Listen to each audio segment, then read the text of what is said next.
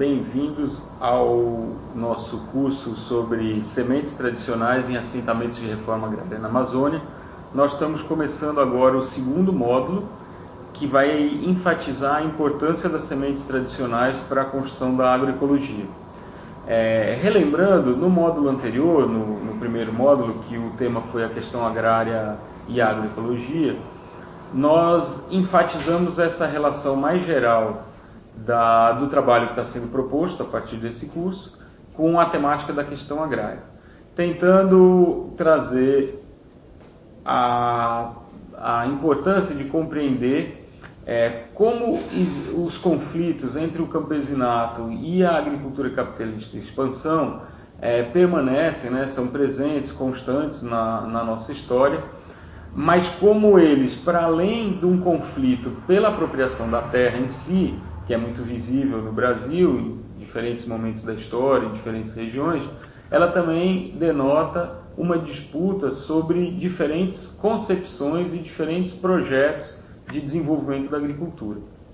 Então, no módulo anterior, nós enfatizamos esse debate e verificamos que essa disputa de modelos de desenvolvimento da agricultura entre o campesinato, a agricultura familiar e o agronegócio, ela é acirrada e presente em todas as regiões do Brasil, mas que ela ganha um especial destaque na Amazônia, vem ganhando nas últimas décadas, pela característica específica de ocupação desse território e pela dinâmica de migração e de forma de incentivo do Estado e de políticas públicas que foi desenhando esse cenário conflitivo, que de alguma maneira corresponde à não realização de uma reforma agrária mais ampla no Brasil, então que vai forçando os atores a ocuparem a terra, disputarem o território e pleitearem modelos diferentes de desenvolvimento. A partir dessa perspectiva, então, nós debatemos no módulo anterior e as pessoas que estão fazendo o curso aprofundaram essa discussão nas comunidades e nos assentamentos em que elas trabalham, para perceber que a maior parte dos assentamentos de reforma agrária na Amazônia não são parte de um projeto mais amplo de desenvolvimento da região, mas sim são uma consequência de um processo de organização dos camponeses, de luta pela terra e de força, ou de disputa de um modelo de desenvolvimento a partir dessa conquista da terra. Então, pressionando o Estado para garantir políticas públicas e algumas formas de condições de desenvolverem a sua produção e a sua vida nas áreas de assentamento.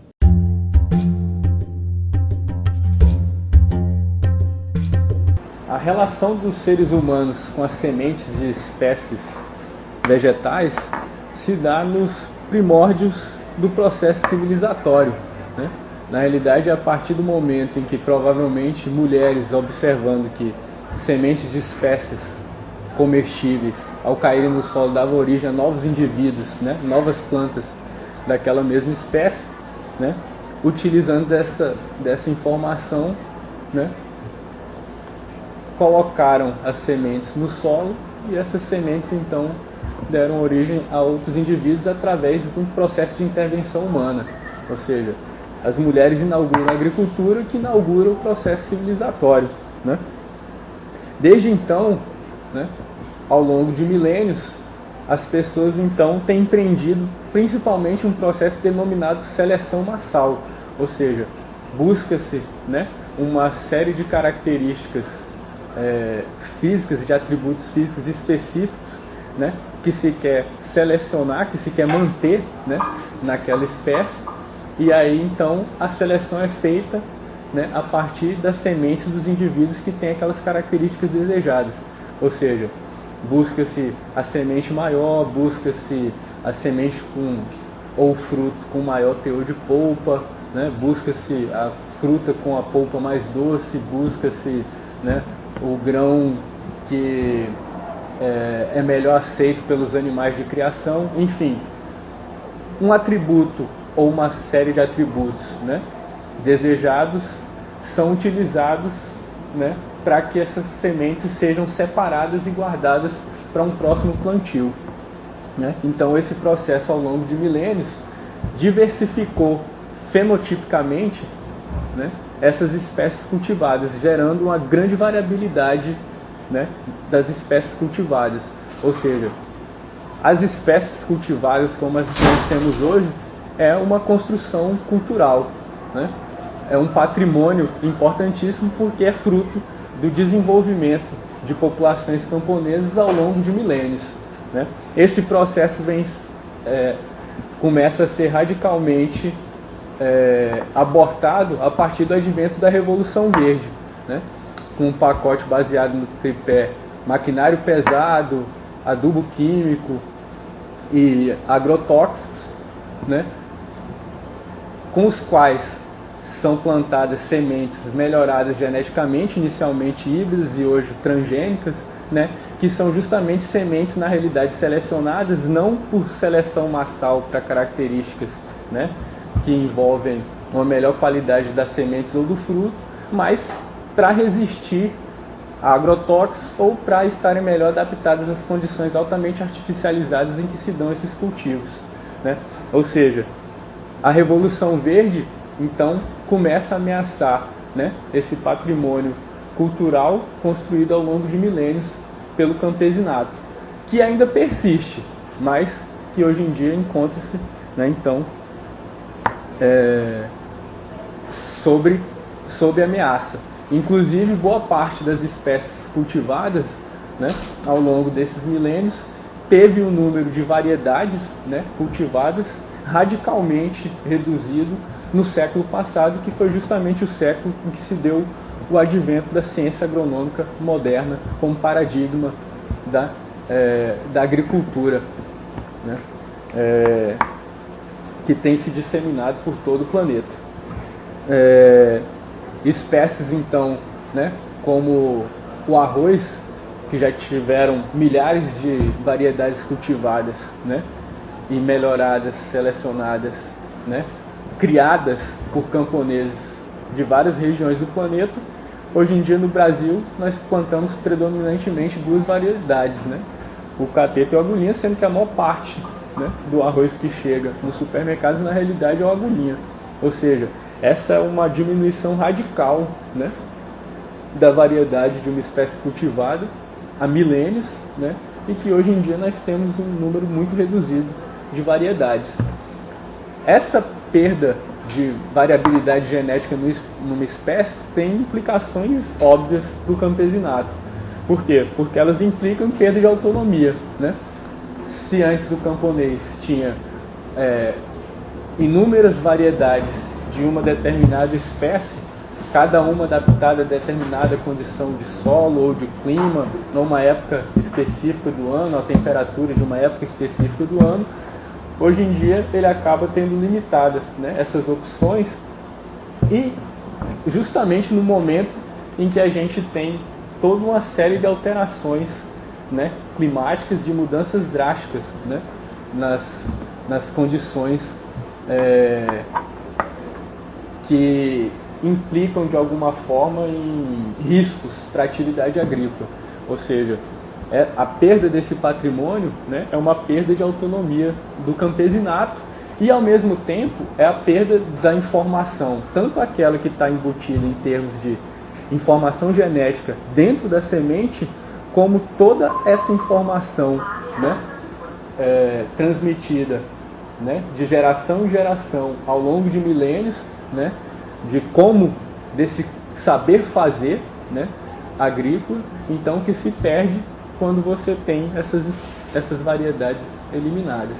Ou seja, é uma perda irreparável, né, de um patrimônio comum a toda a humanidade, né.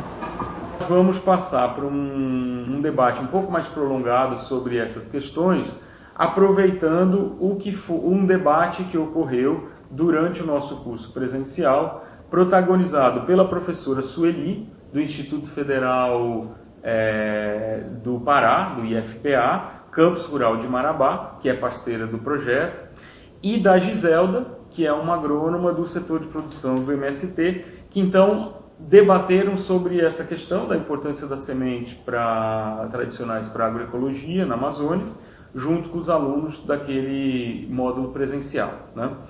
E nesse debate, então, a professora Sueli vai fazer uma relação mais direta entre o debate das sementes e a produção de alimentos, enfatizando dois conceitos chaves nesse nosso tema, que é a questão da segurança alimentar e da soberania alimentar. Então, como que esse debate foi evoluindo para dar, vamos dizer, mais substância à questão da agroecologia, né?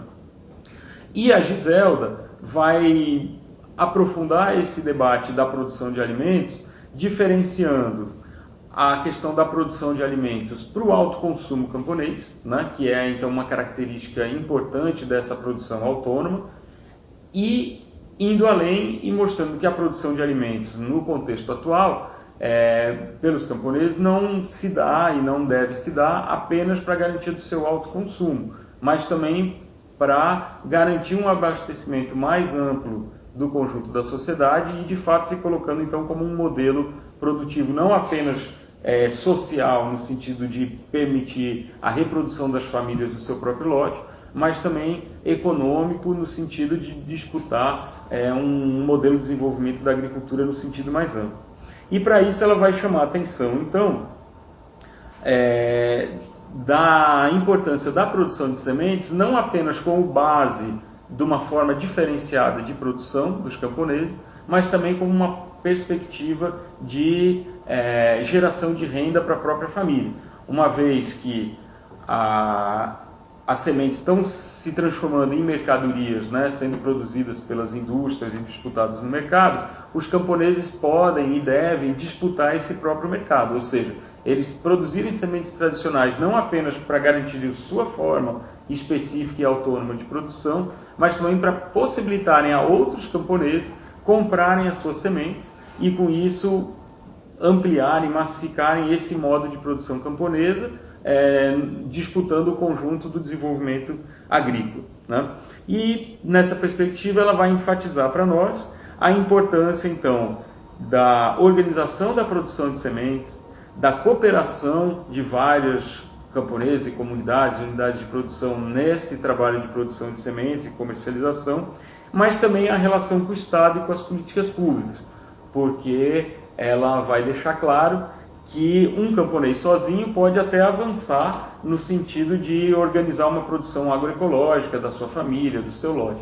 Mas se a ideia é que essa produção agroecológica ganhe escala e ganhe consistência no conjunto da produção social, ela não pode ser restrita a uma iniciativa individualizada de cada família, mas ela envolve então um processo de organização, de cooperação, mas sobretudo de relação com o Estado e de construção de um projeto político de desenvolvimento da agricultura camponesa, né?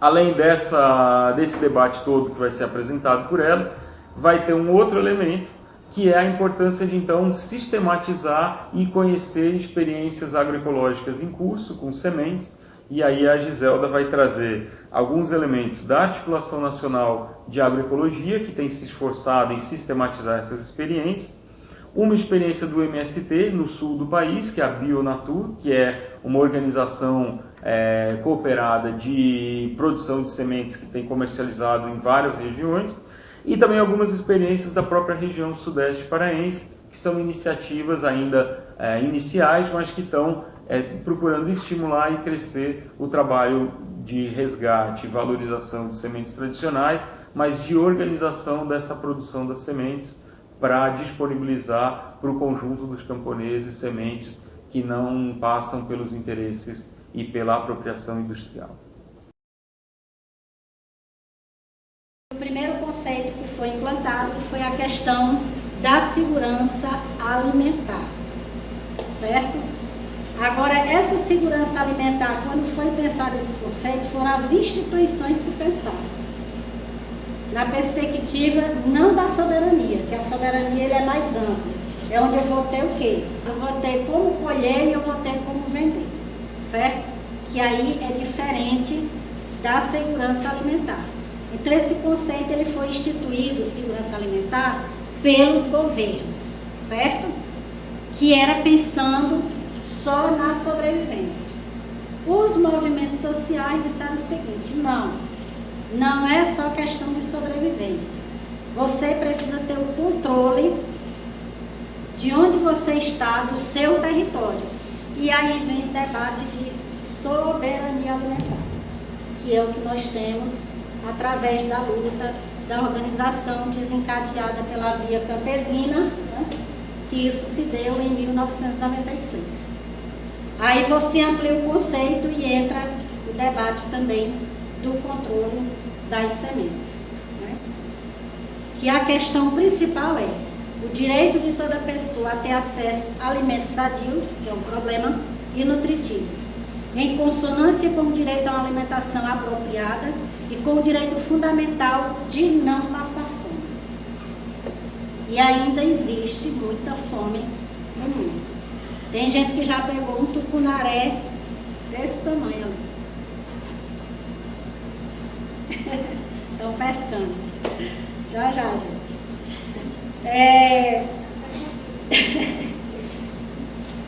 Então, soberania alimentar significa que cada comunidade, cada município, cada região, cada povo tem o direito e o dever de produzir seus próprios alimentos.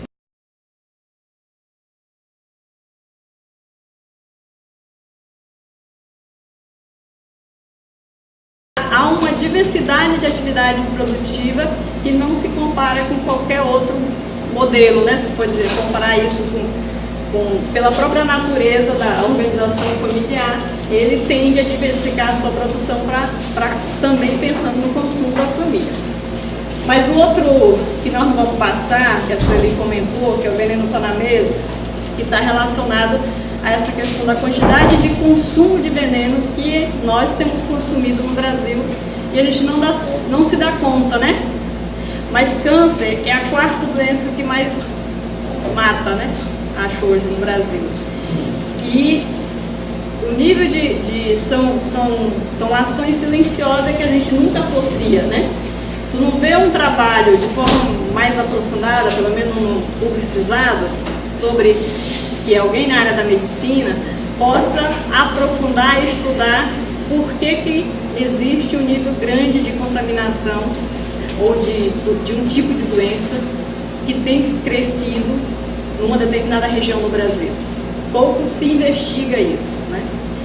Uma outra coisa que se a gente for observar, não precisa olhar muito não, é só prestar mais atenção. A quantidade de alergia, que cada vez mais as pessoas com qualquer coisa começam a ter reações alérgicas.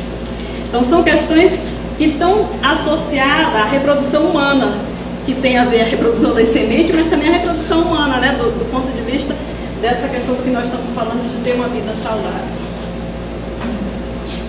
Aí, talvez é muito fácil. Rapidinho, de passar a próxima, dá para você mostrar o gráfico do mercado? Isso.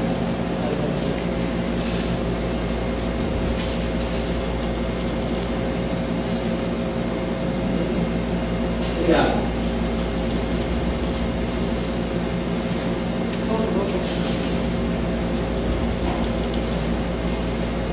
E aqui não é que eu coloquei ações que contrapõem a esse modelo do monopólio das sementes, mas são iniciativas, né? Talvez a palavra aqui foi muito... mas iniciativas que eu acho que a gente consegue identificar várias, se a gente for ver aquele no mapa ali, né? Que foram sistematizadas as experiências. São várias iniciativas, ou organizadas, algumas, né? Por cooperativa, associações, outra por grupos informais de agricultores, ou por ONG, ou grupos que no Brasil inteiro acabaram, naqueles 14 estados lá, foram sistematizados. Mas são formas e iniciativas, ou incentivadas algumas por políticas públicas, que de certa forma contrapõem toda essa outra lógica do modelo de reprodução da agricultura, da produção de semente enquanto mercadoria, né? Que a gente viu no processo anterior. E o que eu vou colocar aqui, na verdade eu não tinha as imagens, mas eu acho que o filme ajudou para isso. Muito breve, eu vou socializar uma experiência organizada por cooperativas vinculadas aos assentamentos MST do Brasil. E depois as experiências ou as iniciativas que têm se começado aqui por nossa parte, pelo que a Sueli falou, do IFPA, do IALA, as ações que a gente tem iniciado nessa atual conjuntura, né? E os desafios que também eu notei aqui, que nas falas foram saindo algumas questões que vocês disseram, ó, isso tem que mudar, ou se tivesse incentivo disso, era possível fazer, né? Mas a socialização aqui com algumas das iniciativas é a rede de sementes da Bionatur, que é uma cooperativa, na verdade uma rede de cooperativas, né? E tem uma que centraliza esse processo mais de comercialização. É uma rede de assentados, produtores de sementes ecológicas, que se iniciou em 1997, e aí no sul do Brasil, né? Ela hoje está formada por 20 grupos, cerca de 200 assentados, nos 3 estados do Sul, Minas Gerais e DF. E tem algumas ações de articulação para se construir grupo no Nordeste, que é um pouco o que ele também comentou. Tu tem que levar em consideração, nesse caso da produção de sementes, quanto mais localizada e adaptada à realidade, melhor ela vai se reproduzir e ser resistente naquele próprio local. Uma outra questão que eu acho que a gente tem que, como é que tu avança, né? Que também foi colocado, é nessa questão como guardar ou como se reproduzir uma determinada semente, uma determinada variedade ao longo do tempo, considerando não só plantar e colher, mas um processo de seleção massal para que tu vá ao longo do tempo melhorando através de uma tecnologia social de organização dos próprios camponeses. É um processo lento, mas tu vai adquirindo ao longo do tempo. Se o cara passa 20 anos com uma semente, é perfeitamente possível nesse processo pensar uma estratégia de organização para um processo de seleção massal, considerando o melhoramento dessas variedades. Que aí, olhando para essas questões que já foram colocadas hoje, né, em relação à produção, à produtividade, à resistência, por aí, que já foi dito, né? Produzem 60 variedades de hortaliça, na verdade é uma organização de cooperativa para produção de semente de hortaliças, além de flores, milho, feijão, soja e forrageira, em fase inicial de comercialização. A capacidade da cooperativa é de 20 toneladas ano, e a receita, aqui eu coloquei a receita acho que de 2010, 2011, líquida por agricultor de R$6.000, R$6.000 a R$8.000 por hectare ano. O outro teve um período também que eles passaram sérios problemas financeiros, né? Porque também não foi um processo lento de construção e não foi um processo muito fácil nessa questão da comercialização para o mercado, porque a intenção aqui é que essas sementes elas sejam ou de domínio público, né, que estejam sob controle de alguma universidade, mas sementes tradicionais, crioulas, e sementes que estão no processo de organização dos próprios agricultores. Que aí eles vão chamar aqui várias outras organizações também, eu não coloquei o conceito, mas que é qual a tecnologia social utilizada nesse processo de produção de sementes. E eles vão dizer algumas características, né? A organização de agricultores autogerida através de redes de cooperativa, então vocês viram que são 4 estados mais o DF, e existe hoje mais uma articulação no Nordeste, então pode chegar a 7, 8 estados. Manejar as sementes em sistema de produção agroecológico, considerando os princípios que já foi colocado anteriormente. Não trabalhar com híbridos, transgênicos, ou seja, todas as cultivares são de polinização aberta, viabilizando sua reprodução por outros agricultores. Como é que tu garante? Porque uma vez fornecida essas sementes para os agricultores, ela comercializa. Mas uma vez fornecidas essas sementes, elas podem ser reproduzidas entre aquele grupo, sem eles precisarem comprar as sementes de novo. Então, vocês podem ver que tem uma lógica de comercialização, porque também se tu eles não vivem só da troca mais, né? Até porque criou-se uma rede de cooperativa, ela acaba funcionando como uma empresa, mas a lógica de reprodução dela foge na verdade dos padrões estabelecidos pelo mercado, porque é uma semente que se reproduz entre os próprios agricultores. Isso é o que tem hoje, do ponto de vista das organizações que estão vinculadas aos assentamentos nossos, que a Sueli falou, é em produção de escala e em quantidade. É a única experiência que a gente tem, imagino eu, nessa questão da organização das sementes. As outras iniciativas que existem estão focadas nessa perspectiva dos bancos de semente, das casas de sementes, ou das iniciativas dos agricultores de guardarem, né, sem muita organização, as suas próprias sementes em um ou outro lugar. O desafio colocado, eu acho que voltando para o que vocês falaram, mas voltando também para a realidade nossa, é que seja pela formação da paisagem, né, a pecuarização tomou conta dessa, agora olhando mais para a região nossa, né, dessa região, foi se reduzir. Por que não se planta mais arroz como se plantava antes, né? O cara pega um lote 100% de pastagem, ele vai plantar arroz? Pega lá, com as condições que ele chega no assentamento, desprovido de tudo, né? Porque já passou 8 anos acampado. Aí pega o lote com 20 hectares de braquiária. A tendência, no primeiro ano... Que esse braquiária era jogado anteriormente só, matar tudo, toro. A tendência dele, pelo menos nos primeiros 2 anos, é criar algum animal ali dentro, né?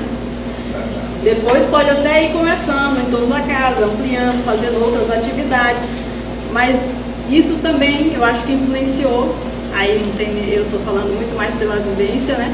Influenciou muito os agricultores a ir redirecionando as suas práticas do que produzir, né? Um outro elemento que vocês colocaram, que eu acho que nessa questão das sementes, que está evidente, é o milho, né? Se a gente for, está contaminado, se a gente for em qualquer lugar comprar um flocão, para fazer cuscuz, né? Não tem um pacote que não esteja um Tzinho, um triângulo lá, né? Que é originário de uma semente transgênica. Vai existir com o agronegócio,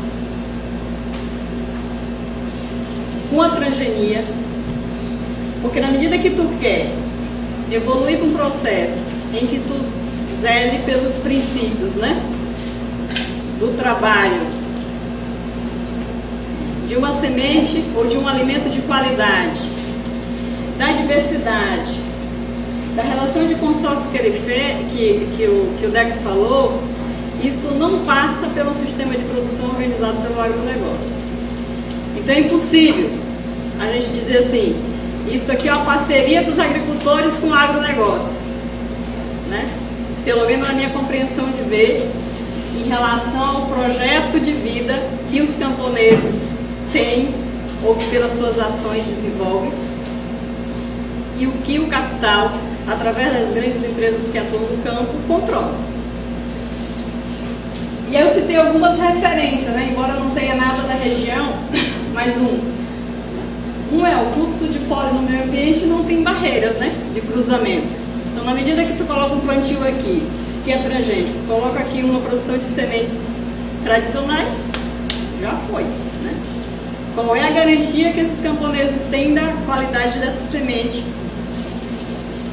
Aí eu coloquei um dado aqui que é da produção de milho na Espanha, em relação aos transgênicos, que o nível de contaminação em algumas amostras de agricultores chegaram a 12%, né? São dados de 2006 do Greenpeace. Mas só para a gente ter como referência, tem outras informações que a gente for procurar de processos, né? De agricultores que foram processados a pagar royalties, porque a plantação dele, além de ser contaminada, está dizendo que ele está vendendo um produto de uso patenteado por outra empresa que os agricultores não têm domínio sobre isso.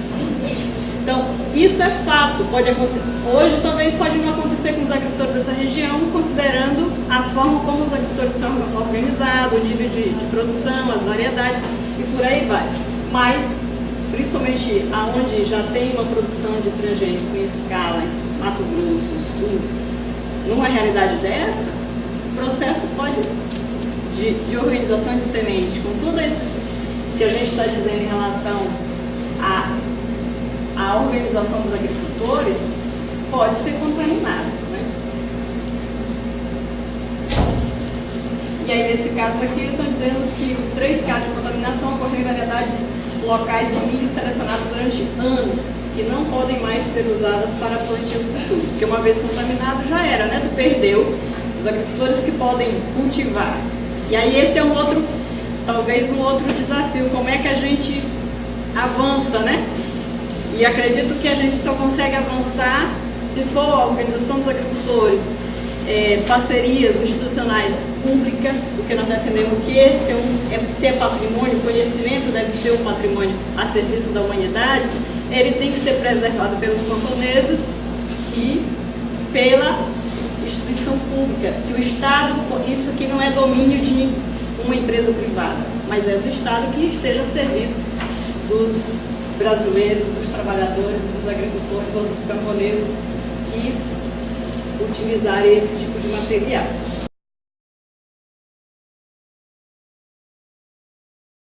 Quais são os desafios colocados, então, para os camponeses nessa conjuntura que a gente vive hoje da agricultura no Brasil, tendo como referência as sementes, que é base para a produção desse alimento, né? Então, nessa perspectiva, ele diz assim, eu vendo para merenda escolar. É um incentivo, né? Na medida que ele colocou ali que tem uma política pública que está comprando parte dessa produção dele para alimento. Na medida que a gente fala que e eu vou cruzar as informações também com a realidade que a gente tem vivenciado nesses últimos anos aí, né? Na medida que ele fala parte eu vendo para merenda escolar, a merenda escolar subentende que são vários itens, então tu tem que ter uma diversidade de produtos ali para fornecer, com regularidade. Isso te remete a um outro desafio para a agricultura. Como é que tu diversifica essa produção, tendo uma base ou um controle sobre a produção dessas sementes para consumo e para comercialização numa realidade que dê condições de fornecimento e de produção e de reprodução regularmente, né? Todos os anos. Eu acho que se a gente for olhar do ponto de vista, nessa perspectiva, e for pegar os dados do acesso à política pública, Norte e Nordeste são os camponeses que hoje menos acessam esse tipo de política.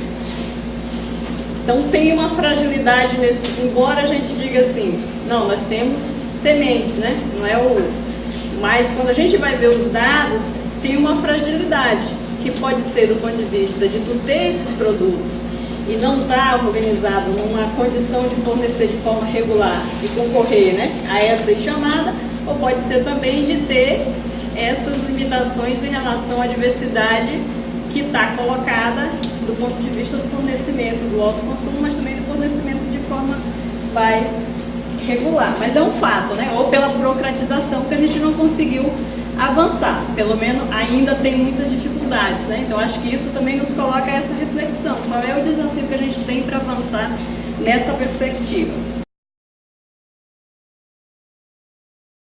Em todas as referências aqui foi citado é a cooperação, né? Se for para fazer uma casa de semente, tu tem que ter uma relação de cooperação, a não ser que o cara vá fazer só ele na casa dele, a semente dele, né? Mas se a gente quer quantidade, diversidade, quanto maior, aí não é a quantidade de área que determina a escala nossa, é a quantidade de famílias envolvidas que determina a escala nossa. Então, e essa quantidade de família, ela só pode ser determinada numa relação de cooperação.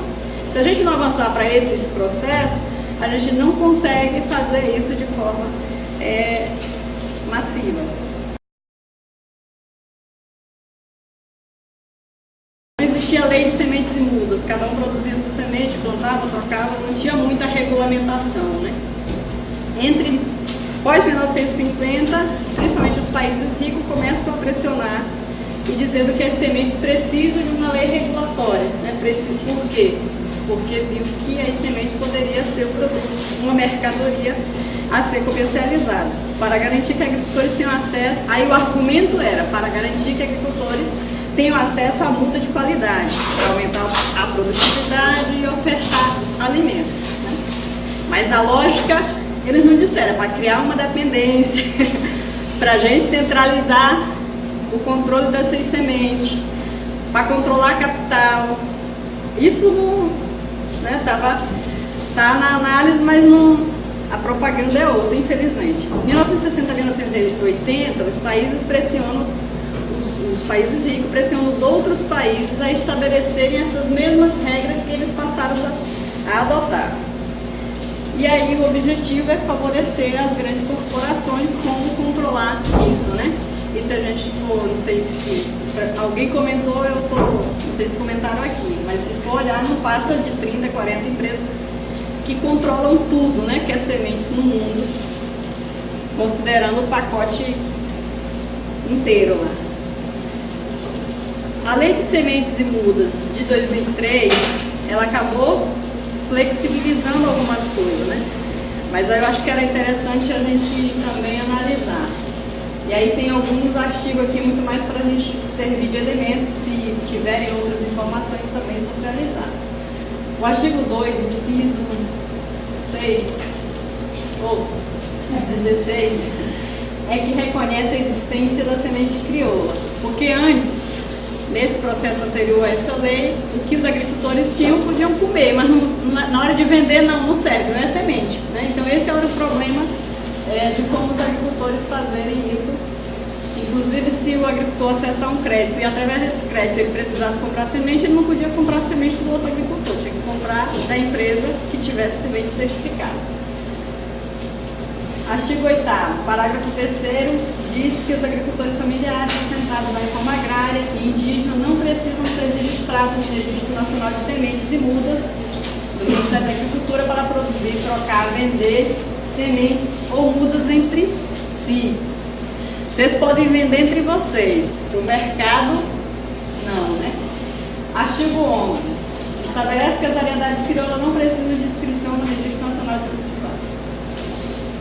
E proíbe o estabelecimento de inscrição, a inclusão de sementes e mudas de cultivar crioula em programa de financiamento ou em programas públicos de distribuição ou troca de semente.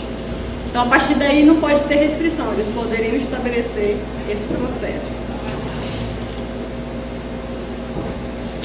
Qual é os problemas aí que foi listado, né, em relação a essa questão do comércio das sementes? Na medida em que ela pode ser organizada por organização dos agricultores, a lei diz que os agricultores podem multiplicar as sementes ou usas para distribuição, troca ou comercialização entre si, sem necessidade de registro no mapa. Mas a lei não fala como fica a comercialização de sementes de muda quando ela é feita pelas organizações da agricultura familiar. O regulamento da lei publicado em 2004, as organizações da agricultura familiar só ficam livres de registro nos casos de distribuição de sementes ou mudas crioulas para os seus associados. Então, eu posso ter uma cooperativa, posso organizar um grupo de produtores que produzem sementes, mas se eu quiser comercializar ela sem registro, eu vou ter que fazer isso entre os agricultores. Passou do cooperado, tem que ter toda a regulamentação legal para fazer o registro. Então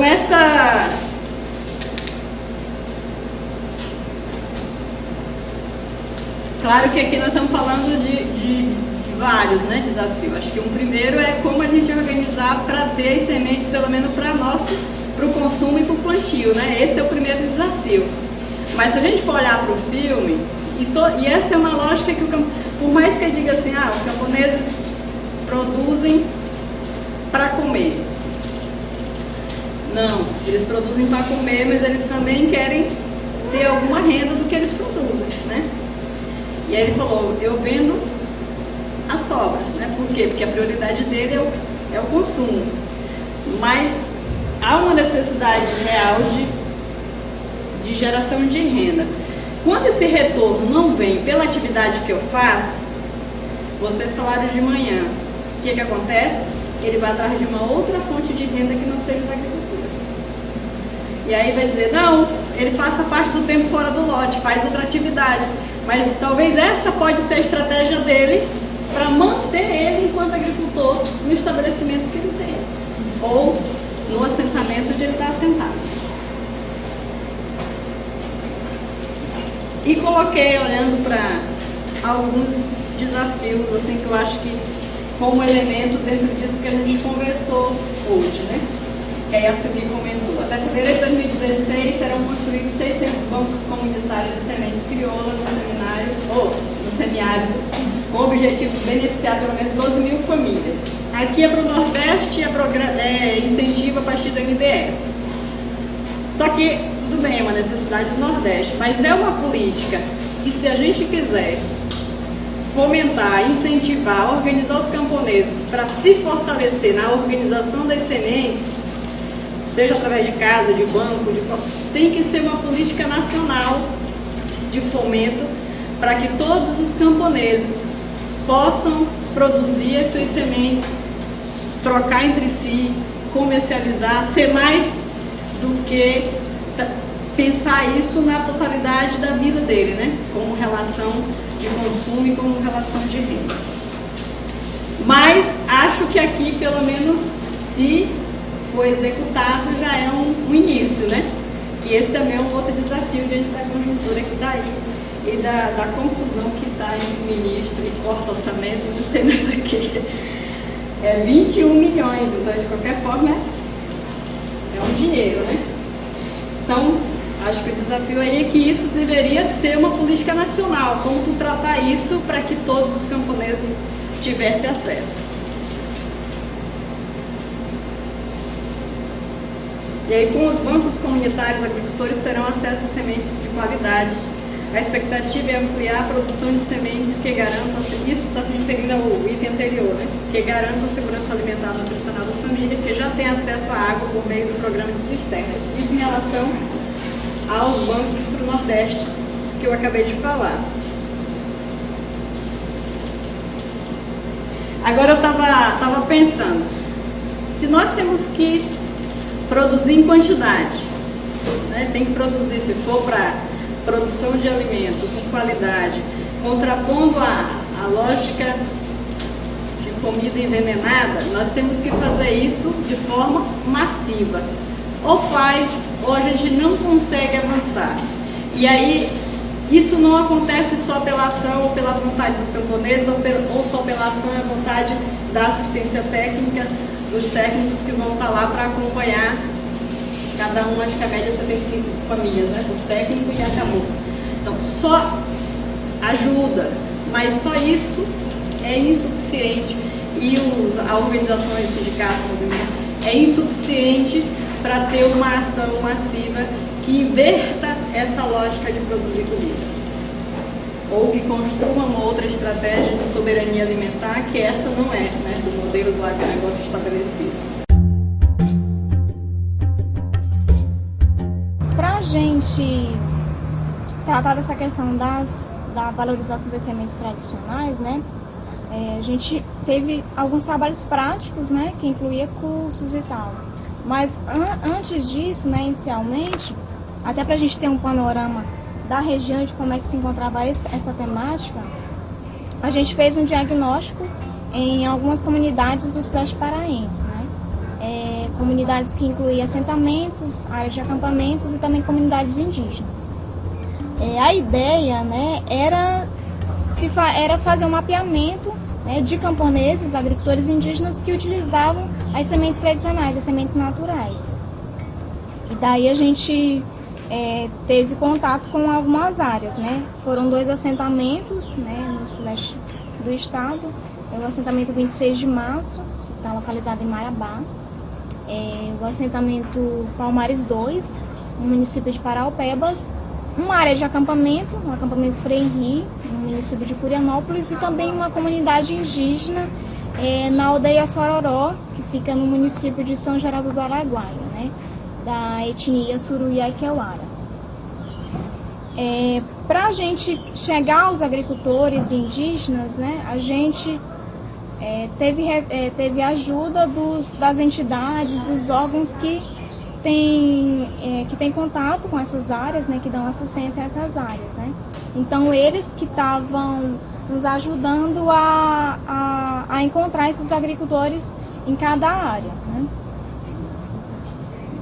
A pesquisa, ela se deu de maneira informal, né? A gente chegava, né, nos lotes, né, fazia uma espécie de roda de conversa com os agricultores e também com os indígenas, e aí eles iam contando um pouco da questão produtiva do lote, né?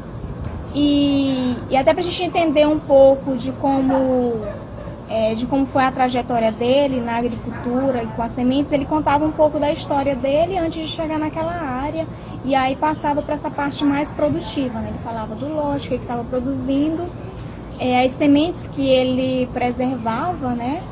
Tanto as naturais, né? E como as sementes hídricas, né? Que a gente chama, que alguns agricultores falaram que trabalhavam com as sementes híbridas, outros trabalhavam só com sementes naturais.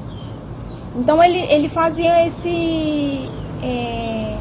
essa trajetória, né, esse panorama para a gente de como ele chegou nessa área e o que ele plantava. As sementes que se destacaram nas pesquisas foram principalmente sementes de milho e semente de feijão. O que a gente observou, né, na pesquisa foi um número reduzido de agricultores e de indígenas também que utilizam sementes tradicionais, né? E aí isso gerou pra gente uns desdobramentos, né? Tipo, porque se tem um número reduzido de agricultores, né, que utilizam sementes naturais? E a gente foi buscar isso na trajetória deles, né? Eram agricultores que vinham de outras áreas, né? Já tinham passado por outros lotes, e aí nesse caminho de se desterritorializar, que a gente chama, né, ele também perdia as sementes que eles vinham cultivando, que eles iam preservando. Mas ao mesmo tempo que a gente percebeu esse número reduzido de agricultores que utilizavam essas sementes, a gente também percebeu um esforço deles de manter ou de resgatar as sementes que eles utilizavam antes, né? Por exemplo, a gente chegava no assentamento Palmares 2, né? A gente conversou com um agricultor chamado Seu Miguel. O Seu Miguel, ele não estava mais conseguindo preservar a semente dele, né? Ele chegou, né, para a área, ele não tinha semente, e aí para recuperar aquela semente ele acionava as relações que ele tinha feito em outra localidade, né? Aí ele acionava parentes, por exemplo, da área de origem dele, do Maranhão, para que ele conseguisse adquirir aquela semente de milho novamente. Então a gente observava que os agricultores faziam um esforço de ativar suas relações de outras áreas, né, relações de vizinhança também, para conseguir adquirir aquelas sementes, né? E isso no contexto de facilidade de semente híbrida, né? Os agricultores e também os indígenas relatavam para a gente que eles tinham a facilidade de adquirir sementes de milho, por exemplo, semente híbrida, né? A própria prefeitura, ela disponibilizava sementes para os agricultores. No caso dos indígenas, a própria FUNAI disponibiliza sementes de milho híbrido para os indígenas. Então, é uma facilidade de você adquirir semente híbrida. E mesmo assim, nesse contexto, eles ainda faziam um esforço de ter aquela semente natural, né? E isso não só por conta de todo o debate, da importância de se ter uma semente natural, de se ter a soberania alimentar, de se ter autonomia sobre aquela sua alimentação, mas por conta da própria experiência prática dele. Ele plantava, eu já cheguei, né, eles relatando pra gente, eu já cheguei a plantar sementes do milho híbrido, mas o milho híbrido, ele não é tão forte, né? A espiga de milho é assim, é assado, e ela não é resistente às pragas, e no outro dia, se a gente quiser, numa próxima safra, no próximo ano, no próximo plantio, se a gente quiser utilizar aquela semente de um milho híbrido, ele não vai prestar, né? Não vai funcionar. Então ele não era resistente. Então, baseada nessa própria experiência do plantar, de como se dá o plantio, de como o milho desenvolve, de como é o cultivo, eles tinham essa importância. Não, a gente tem que preservar porque a semente do milho natural, né, como eles colocavam, semente tradicional que a gente chama, ou crioula, é importante porque ela aguenta mais, né? Era uma das expressões mais recorrentes assim na pesquisa de campo. E assim, para a gente chamou a atenção essas estratégias dele de buscar essas sementes que eles tinham perdido. Por exemplo, na comunidade indígena que a gente visitou, do Suruí, Aiqueuara, eles tinham uma semente que a FUNAI disponibilizava, né, semente de milho, por exemplo, mas eles entravam em contato com a aldeia, que eles tinham contato para conseguir aquele milho que é natural, né? Então, como eu falei antes, né, se tinha esse esforço de recuperar essas sementes, mesmo que você não tinha trago das outras áreas, né? A ideia era a gente fazer essa identificação para a gente ter esse registro, né? Por exemplo, no Sudeste Paraense, quais os agricultores que utilizam sementes tradicionais? Para além disso, a gente queria reunir numa casa de referência que a gente chamava Casa de Sementes, um local que se pudesse ter acesso. Por exemplo, todos os agricultores têm acesso a determinada casa quando precisarem de determinada semente, de uma semente de milho tradicional, uma semente de feijão, né, que é naturalmente cultivado. Embora se tenha em cada localidade, cada comunidade, um agricultor de referência, a gente queria tornar, isso foi um dos objetivos do projeto, né, tornar essa referência, essa casa mais abrangente, que não só um assentamento ou um agricultor de determinado assentamento tivesse acesso, mas de todos os assentamentos da região tivessem acesso. E aí isso se fez a partir da construção da casa de semente no Iala, né? E através de doações de agricultores, né? E também no próprio plantio no Instituto, né? Se fez um plantio de semente com milho natural, né? Milho tradicional, e outras espécies também, para se ter lá uma referência, um banco de dados que se chama, né? Mas a gente preferiu chamar de casa de semente. Se tem uma importância a mais sobre essa semente, né? Um fato que aconteceu, por exemplo, na comunidade indígena, né? Eles adquiriram a semente do milho com uma outra aldeia, né? Mas não eram todas as famílias que conseguiam adquirir. A maioria se plantava com milho mesmo trago da FUNAI, que era um milho híbrido. Então, depois dessas visitas que a gente fez umas rodas de debate, colocou a importância da semente e tal. Então, depois disso, a própria FUNAI, que também estava acompanhando a gente nas pesquisas de campo, se colocou disponível para... Não, já que tem todo esse debate sobre a importância da semente, e a gente já sabe que ela é mais resistente, que ela é mais natural, ela é mais saudável, e colocou toda a importância da semente, quando a gente for fornecer as sementes para a aldeia, a gente vai fornecer as sementes tradicionais, né? Falar assim um pouco de como se deu a pesquisa, né? A gente chegava no lote, a gente fazia essa roda de conversa, eles colocavam pra gente um pouco da trajetória deles, falavam o que eles estavam utilizando ali naquela área.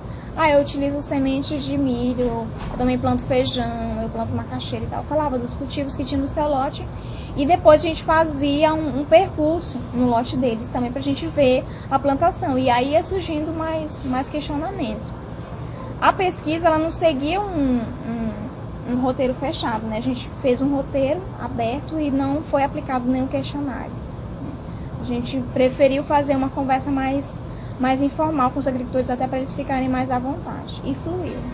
Finalizando esse segundo módulo, vamos apresentar algumas sugestões de atividades para serem trabalhadas nos assentamentos como parte de consolidação do que foi discutido aqui e já como encaminhamento do trabalho de valorização das sementes nos assentamentos de reforma agrária.